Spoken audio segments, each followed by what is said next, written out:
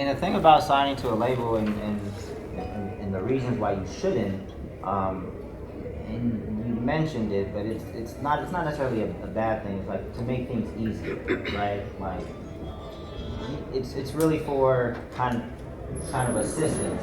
Never sign to anything or anybody just to make things easier. Because I think a lot of artists have the capacity to do more on their own. They just don't realize it yet, right? You don't want to ever be in a position to sign to something because you need to, right? Because if you need to do something, they know that, Yep. right? And guess what that deal is going to look like? So what would you say a label is? So a label is a collective of all of the things that you guys have mentioned. When people say, even when, a lot of people have, bad or negative feelings towards major labels because they say it's just a bankroll, right? But a major label is more than that because they should have a global footprint to do the things that you're talking about that might not happen right away. They still do invest heavily, and let me take a step back. So the bankroll is not to be understated either. Like a lot of people say, oh, it's just a bankroll. You guys don't have that bankroll. So it's like don't underestimate the value of having access to a bank. To not only take one swing, if they're still invested in you, if what they do swings and misses, they'll probably re-up and swing again if they're still invested in what you have going on. And I know if you guys don't have the bankroll, you definitely don't have the bankroll for the second swing. So don't underestimate, don't downplay a major label and say, oh, it's just a bank. Because you guys can't go to Wells Fargo and say, hey, my mixtape is fire. Trust me, let me get 20 I'm sure some of y'all have tried it too.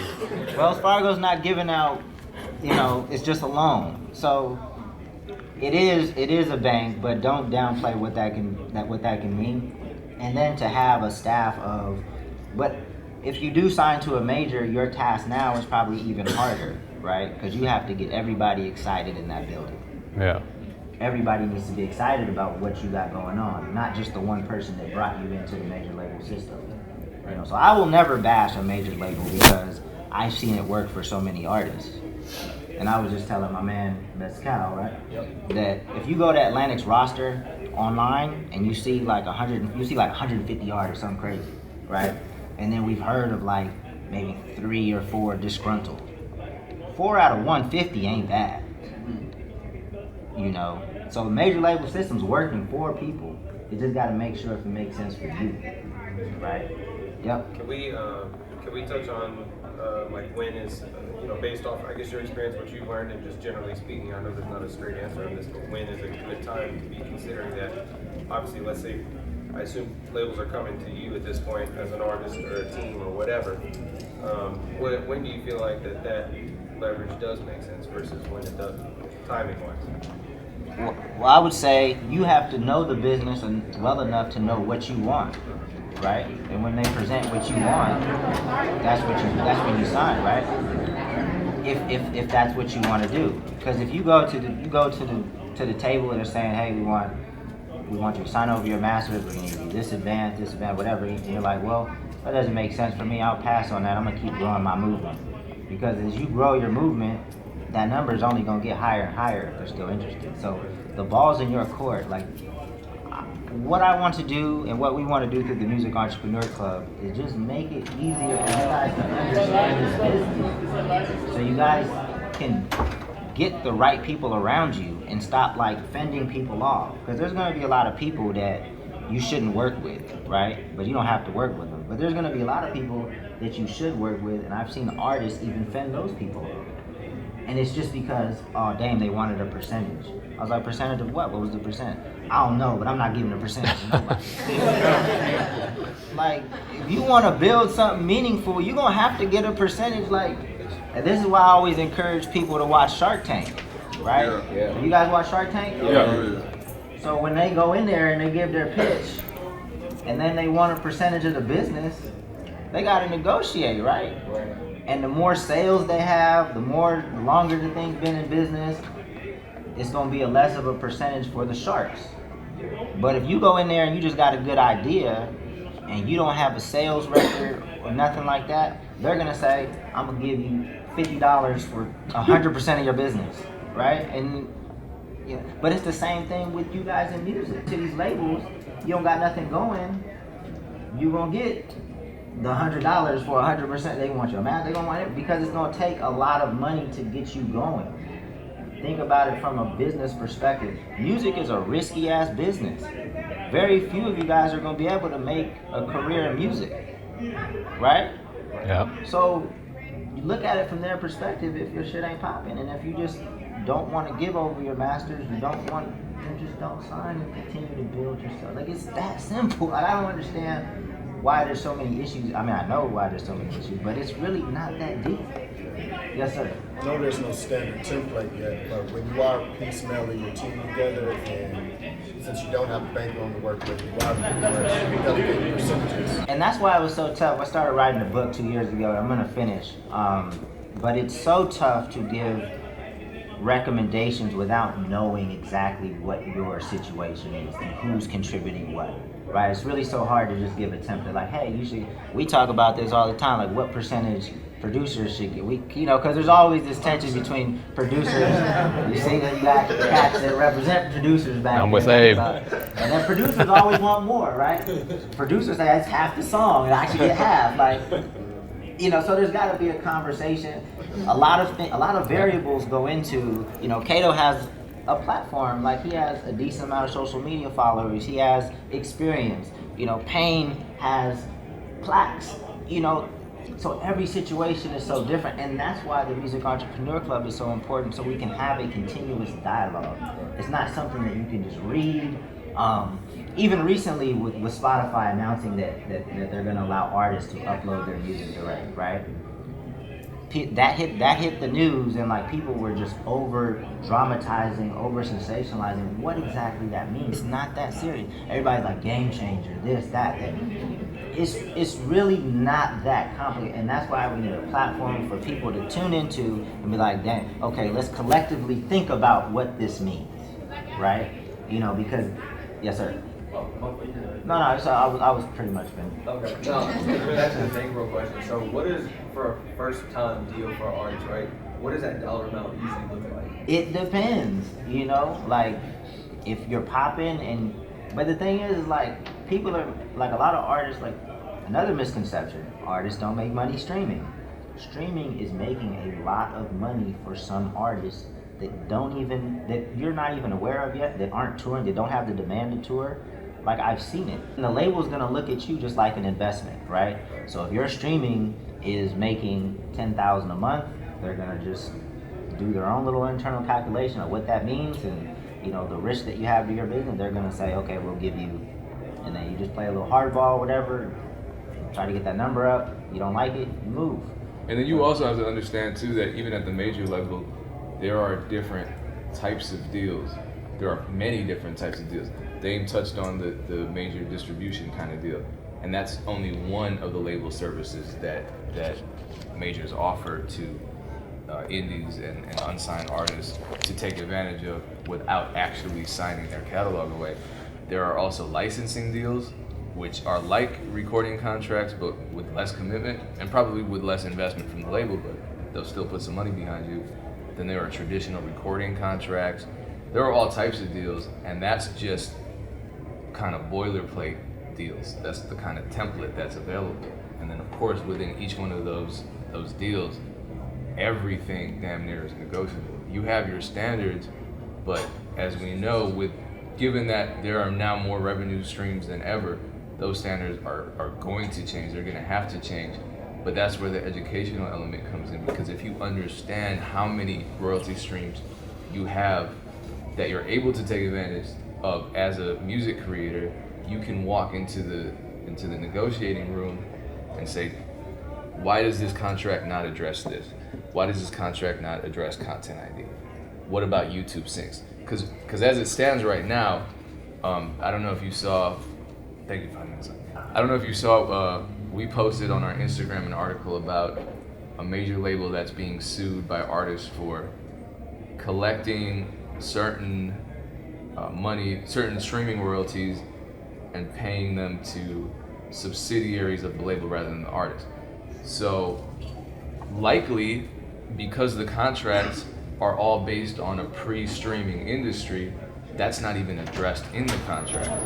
Things are changing quite a bit, and you just have to be aware of the ever-changing landscape so you can make those proper demands and build your foundation now. Do not wait for the label. I don't think your mind state should be, I'm building up my brand for the sake of being presentable to a label. I think it should be, I'm building up my brand for the sake of longevity and independence. Yeah. Because no matter what, I'm always going to have myself.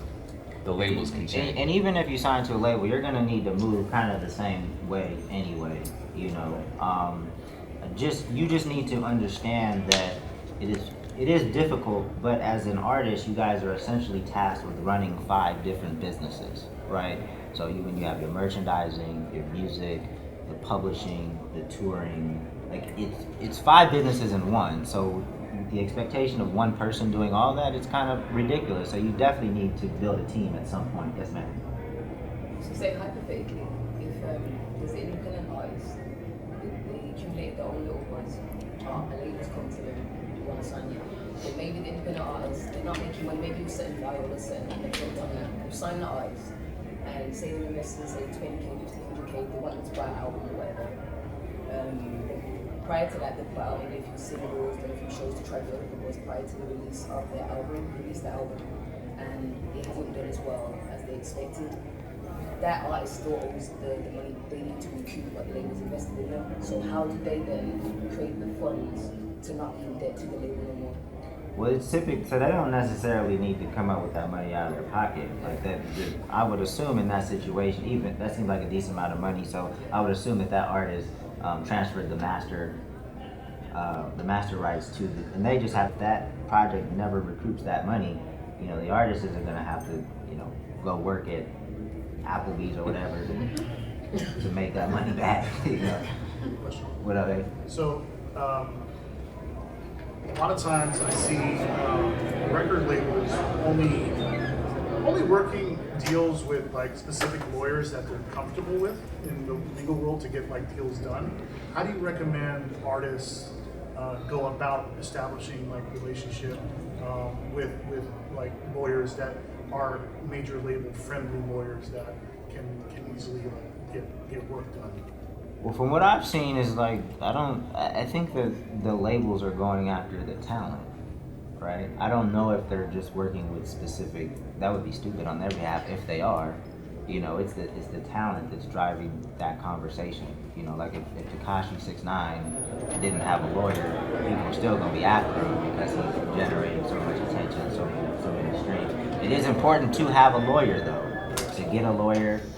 And that's something that we've talked about before in the Music Entrepreneur Club. We've had a lawyer on, and we talk about like how to get one. You know, whether that's talking with other artists, whether that sometimes it's reaching out cold. A lot of lawyers are on Twitter and give out good information. We use lawyers as well, so you know, it shouldn't be hard to find a good lawyer. But it's somebody you definitely want to have on the team. You should never be signing anything that you don't understand 110%. Like, you know, even if there's a comma you think's in the wrong place or a word misused, like you should be like, hey, what does that mean? Because lawyers like to write things in ways that don't make sense. Yes, sir. So the question I had is, I know we've been talking about major labels and independent. Like, what do you really define as a major label at this point? Because I know there's like historically the top 3, but like I know like Def Jam and this one like is considered like there's like not Def Jam. Other than the top 3, a lot of like smaller labels in the past are But a lot of these imprints are working with major labels. There really is like 3 major labels, and then you know a lot of the imprints are working with major labels, so they have major label resources. But again, it really depends on your music, your desire in terms of what you want to be, how big you want to be, you know, the market for your music. The control you want over your music, because sometimes that's the thing, like, oh, they're taking control of my music. Going back to the Shark Tank example, like if Mark Cuban buys 51% of a business, he now has controlling interest. He just put up a shitload of money. He should have controlling interest. So if you're an artist and you didn't get the momentum necessary to get the deal that's in your favor, they should have say in what's going. They put, probably hundreds of thousands of dollars into trying to get you going. So for now, and you should know that, like, major labels are in the hit business. They're not here to hit singles. So you should know, signing to a major, like, look, they're gonna want to exploit my music at all costs, like in every which way. Like, that's what you're going into. And if you don't understand that, join the Music Entrepreneur Club. Whatever. Question, can you talk about partnership deals, i.e. like what Nipsey Hussle had with Atlantic, in which he retains his masters but he starts a partnership deal? Can you talk about like exactly how that works? Yeah, because labels have realized that they got to play the game. Like with social media, you guys, the tables have tipped in the terms of power. If you're able to build it up yourself. I mean, you don't have power if you got like 100 followers, but if you got 100 million, you got a lot of power. And you can get partnership deals like Russ did. I'm not familiar with Nipsey's deal, but it's probably in his favor because he's been around for so long. He's got a loyal fan base. He's dope. But yeah, that's what again, the Music Entrepreneur Club exists to demystify the music business. It's not that complicated. I've worked in other industries. I've worked in financial services. Shit is way more complicated, trust me. Like, the music industry is just a lot of ego, it's a lot of smoke and mirrors, but when you really look at the nuts and bolts, it's simple. Like, publishing might be the most complex aspect of the music business, and they've made it complex for no reason. But other than that, is not that hard to understand. You guys can figure it out. And artists, you guys have to figure it out too. Like, know the business. Know the business that you say you want to be in, right? Like, that's my whole goal with the Music Entrepreneur Club, is to make everybody seem like it's easier to understand. It's not, you guys aren't in a complex space, merch. You do need to think about it in a smart way, even merchandising, Anyway, we don't have any more time. I'm sorry. We gotta. But if you want to continue these dialogues on a weekly basis, just join the Music Entrepreneur Club. There's people in here that are part of it. It's awesome. We bring dope people. Abe from BeatStar. BeatStar is one of our affiliates. If you're not familiar, I highly recommend you get involved with that. Yeah. And I'm sorry. No, I'm just saying, like, as an artist, as a producer, you guys are entrepreneurs, man. And if you're not constantly learning and evolving with the changes of the industry that these guys are bringing to you guys every week, man, you're just gonna be lost. You're just gonna be lost. You're not gonna know. You're gonna be in conversations, and you're gonna look like you're not knowing what you're doing, and people are gonna take advantage of you. So. Yeah. Yeah, and if you're not there for one of the live meetings, everything's filmed. Like, when you sign up, you can see everything. You don't have to be in on the meeting, which is great, because you can ask personal questions to everyone. But like, we record all the sessions. Pat, he's the founder of Rap Chat. He was a guest one time. If you guys don't know Rap Chat, it's a dope app. Okay. I'm trying to plug. I'm trying to. Everybody that's doing something dope or real or gives great information, I'm trying to bring together, right? We vet everybody that comes to our platform, making sure that it's legit information, and that's all I'm about, bringing good information to artists so that you guys can, because it's a hard thing to do. Like, I'm not gonna downplay, it's not a complex industry, but there's so many of y'all trying to do the same thing, right? When there's so many people trying to do the same thing, it's only inevitable that some people aren't gonna be able to figure it out. However, bringing people like Pat, or bringing people like Abe who started their own companies, Pat might be telling his story about it, and they're like, oh shit, I got an idea for an app. And then you change your whole, you still do music, but you might start an app. So I'm hoping to spark some ideas and just become a good entrepreneur. The stuff that we talk about, even from a networking perspective, it's not just applicable to music, right? You're gonna learn stuff in social media and marketing that's applicable to anything, even if you wanna sell hats or whatever it is. You know, I want people to start thinking like an entrepreneur so you can start business. Because I know, you know, I try not to, you know, Pain always tells me I'm super pessimistic about things, but I've seen. Bitter. Okay. But I've seen, you know, I'm older now. I'm about to be 38, and I have friends that are still trying to do music, and I'm like, bro, I'm not, but it's so hard. So I'd rather give people the information sooner rather than later, so they can figure out if the career of music is for them. And I want to present as many opportunities, being an artist, and even outside of being an artist, you know, that I can to the table to just kind of spark some ideas. Because there is a lot of opportunity in music, and we need more smart people in the industry outside of, you know, just creating music. You know, so again, www.musicentrepreneurclub.com. Text MEC to 4069. Oh, what up, Chef? Text MEC to 40691. That is a 9. And then you'll get it till you locked in, and you just sign up. So hope to see you guys there. Any last?